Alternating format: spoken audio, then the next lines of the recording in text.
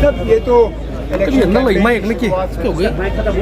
इससे पहले मैं अपनी कॉन्स्टिट्यूंसी नॉर्थ कश्मीर की कॉन्स्टिट्यूंसी में घूमा,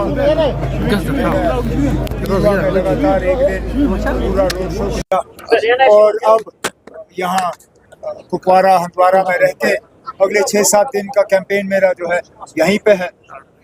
मुकम्मल मेरी कोशिश है कि वोटरों तक पहुँचूँ और उन्हें नेशनल कॉन्फ्रेंस और अपने हक में वोट डालने के लिए जो है मैं तैयार करूँ। इलेक्शन जीतने दीजिए, उसके बाद हम वजीर आला की बात करेंगे ना। अब आप तो बहुत आगे निकल गए। उमर अब्दुल्ला साहब, बीजेपी की तरफ से बड़े दावे किए जा रहे हैं पोस्ट 2019 सिक्योरिटी सिचुएशन काफी इम्प्रूव हुई है, हालांकि हर रोज इनकाउंटर देखने को मिल रही है, टारगेट किलिंग देखते हैं।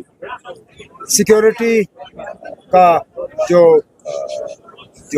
माहौल है वो अगर बीजेपी को बेहतर होते हुए नजर आ रही है तो उनको पिछले दिनों सुरनकोट में जो एयरफोर्स की कॉन्वॉय पे जो अटैक हुआ उसका जवाब देना चाहिए। मैं बार बार ये कहता हूँ कि इस दौरान पिछले लगातार 4-5 साल से ऐसे इलाके दोबारा मिलिटेंसी के लपेट में आ गए हैं जिनको हमने लगभग पूरी तरह से मिलिटेंसी से आज़ाद किया था जब तक मैं वजीर आला था। इनमें मैं श्रीनगर को गिनता हूँ, श्रीनगर के आसपास इलाकों को गिनता हूँ, मैं रजौरी पुंछ को गिनता हूँ। लेकिन इस दौर पिछले 4-4.5 साल के अरसे के दौरान आप देखिए कितने टारगेटेड किलिंग श्रीनगर में हुए, कितने एनकाउंटर्स पुंछ में हुए, कितने हमले रजौरी में हुए, किस तरह के हमले कुकरनाग के इलाके में हुए।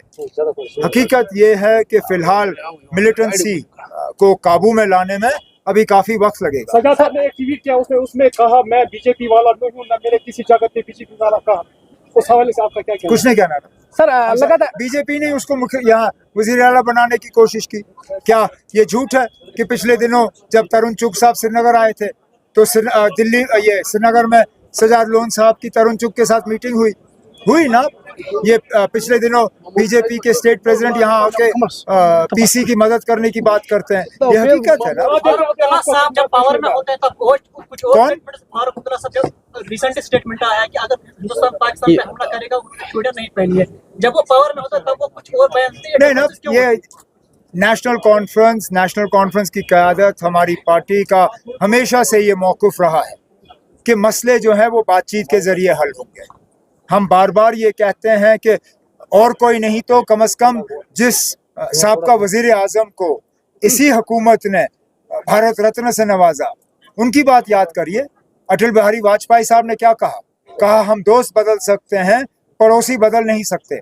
पाकिस्तान हमारा पड़ोसी था, है और रहेगा। जहाँ तक बातचीत की अगर हम बात करें, उसके लिए माहौल तैयार करना होगा और ये दोनों मुल्कों की जिम्मेदारी है। अब पाकिस्तान में इंतखाबात के बाद एक नई हुकूमत आई है, यहाँ पे भी 4 जून को नतीजे निकलेंगे, जाहिर सी बात है हुकूमत बनेगी।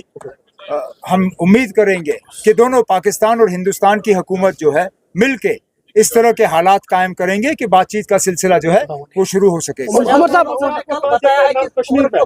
को ख्वाब आते हैं कि मैं बीजेपी का हूँ, अगर मैं बीजेपी का हूँ तो वो प्रूव करके दे, अगर नहीं तो वो अपॉलोजाइज। मैं क्यों अपॉलोजाइज करूँ ना? बीजेपी ने उसको 2018 में चीफ मिनिस्टर बनाने की कोशिश नहीं की, ये तो अपने दस्तखत से।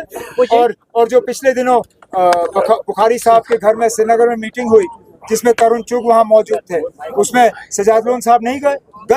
ये कौन सी छुपी बात है?